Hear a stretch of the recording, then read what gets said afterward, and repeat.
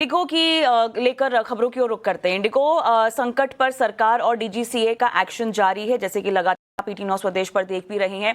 Airline की सुरक्षा और ऑपरेशनल नियमों की देखरेख के लिए जिम्मेदार 4 फ्लाइट ऑपरेशन इंस्पेक्टर को अब सस्पेंड किया गया है। जी हां, ये कार्रवाई आगे बढ़ती हुई दिखाई दे रही है।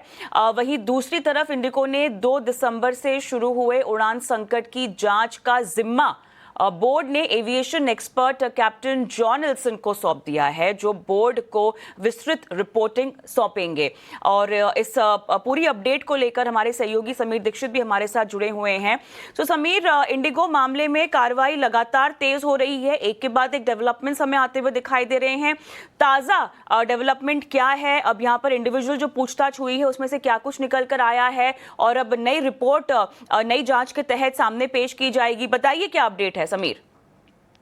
इंडिगो संकट मामले पर अब इंक्वायरी कमेटी, डीजीसीए ने जो इंक्वायरी कमेटी गठित करी थी उसने अपनी जांच तेज कर दी है। सूत्रों की माने तो 12 दिसंबर को इंडिगो के सीईओ पीटर एल्बर्स ने इंक्वायरी कमेटी के समक्ष पेश होकर के विस्तार से बताया कि आखिर ये जो फ्लाइट डिसरप्शन हुए उसकी क्या वजह है और उसके बाद में एयरलाइन ने इस स्थिति से, इस संकट से उबरने के लिए क्या कुछ कदम उठाए। यही नहीं, यात्रियों की मदद के लिए क्या कुछ कदम एयरलाइन की तरफ से उठाए गए, ये विस्तार से बताया गया है।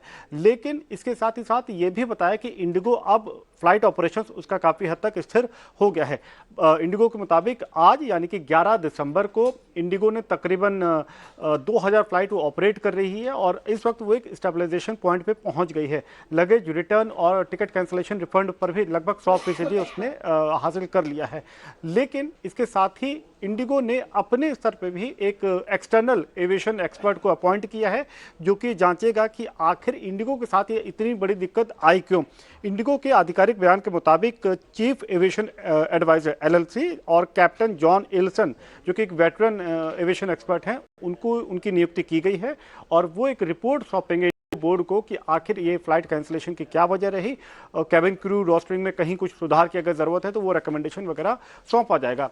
लेकिन इन सब के बीच में सरकार की अगर बात करें तो सरकार का सूत्रों की माने तो उनका मत यही है कि इस पूरी दिक्कत का जो मूल वजह रही वो इंडिगो का अपना मिसमैनेजमेंट है और इसका एक इंडिकेशन ये भी है कि आने वाले वक्त में इंडिगो पर कार्रवाई कुछ हद तक बढ़ सकती है।